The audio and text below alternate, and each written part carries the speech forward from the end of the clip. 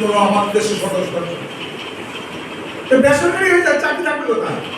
তফসিলিরা উপরে তারাই বেশি।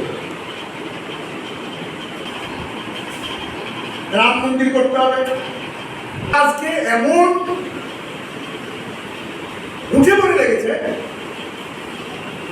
আমার চাকরি নাই। স্বাধীনতার আমাদের কেন্দ্রের সরকার এমনকি শিক্ষা পর্যন্ত এটাও পাচ্ছে না 150 টাকা দেশ করে কি দিয়ে ব্যস্ত না লড়াই করছেন, ঠিক আছে, কিন্তু কমিউনিস্ট না, বিশেষ করে কমিউনিস্টদের সাহায্য নিয়ে বামফ্রন্টের ভূমিকা নিয়ে উদ্যোগ নিয়ে আমাদের অবস্থা খুব হয়ে গেছে।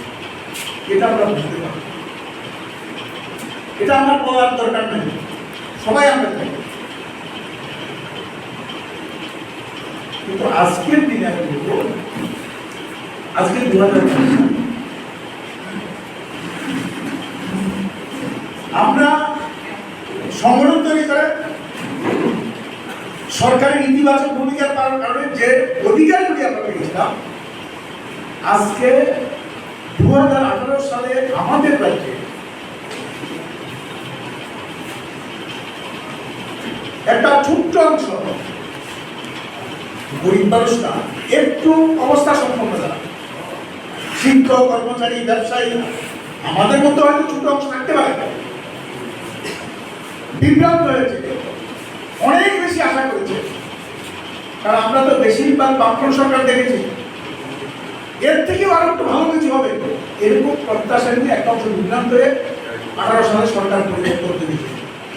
যেই সরকারের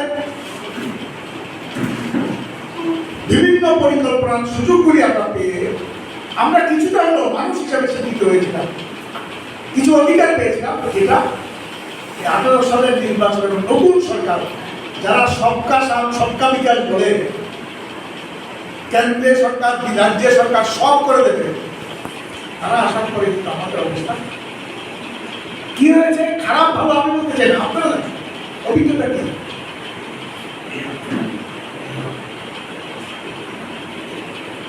আজকে সারা পৃথিবীতে যখন এই যে করোনা হলো,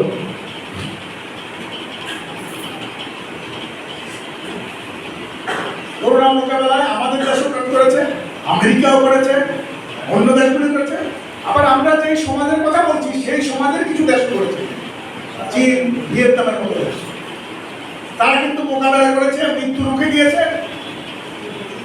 আক্রান্তের সংখ্যা কমিয়ে দিয়েছে এবং অর্থনৈতিক অবস্থা ভেঙে পড়তে দেয়নি, মানুষ কাজ হারা হয়নি।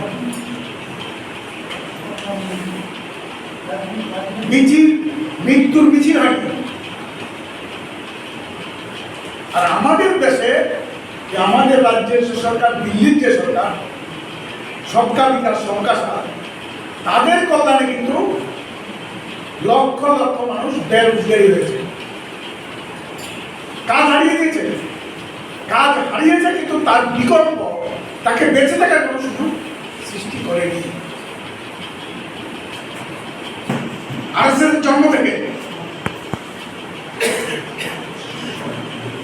স্বাধীনতা সংগ্রামের সময় স্বাধীনতার বিরুদ্ধে কাজ করেছে, আম্বেদকর সংবিধান রচনা করেছে, এই সংবিধানের বিরোধিতা করেছে। এই সংবিধান আমাদের দেশে চলবে না, আমাদের ধর্মীয় নীতিতেই আমাদের চলতে হবে। এই যে চিন্তা 25 সাল থেকে 2014 সালে সরকার তৈরি করে সংখ্যাগরিষ্ঠতা করে এবং 19 সালে আরো বেশি সংখ্যা এসে তারা এগুলি কিন্তু তার তৈরি করছে। আমরা যদি মনে করি শুধু মুসলমানদের বিরুদ্ধে তাদের কাজ, না না, মুসলমানরা শুধু সমস্ত সংখ্যালঘু, দলিত, উপজাতি এবং মহিলা তাদের বিরুদ্ধে তাদের কাজ। অল্প কিছু মানুষের সাথে তারা বিশ্বাস করে চতুর্বর্ণেই সঠিক, দলিতরা সেবা করবে, এজন্যই তাদের জন্য, তার জন্যই দেখবেন দলিত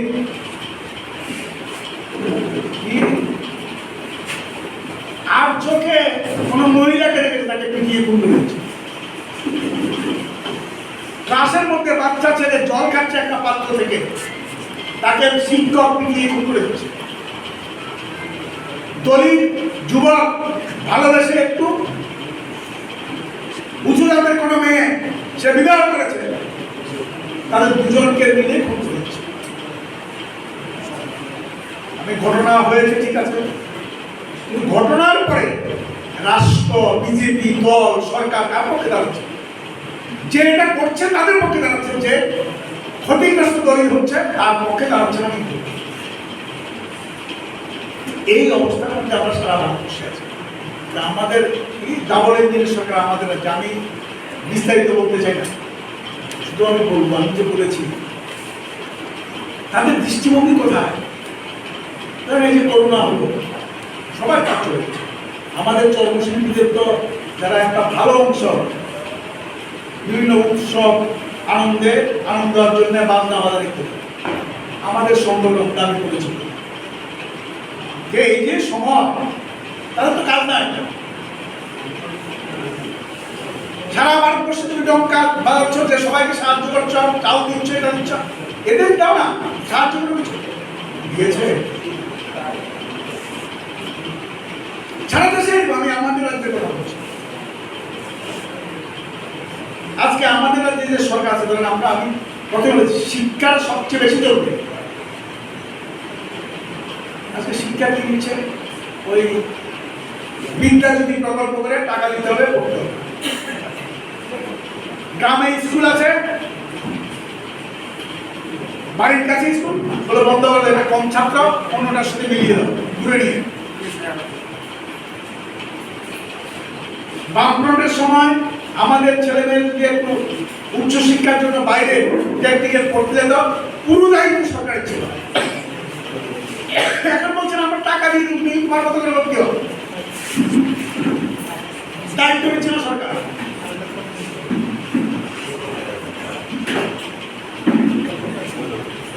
বামফ্রন্টের সময়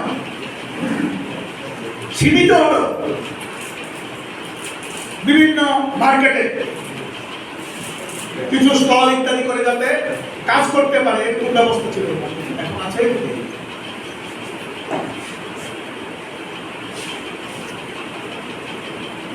গ্রামের বেশিরভাগ মানুষরা আসলে আমাদের লাভ জেয়ার করতে হবে, ঘোষণা করতে হবে, তফসিল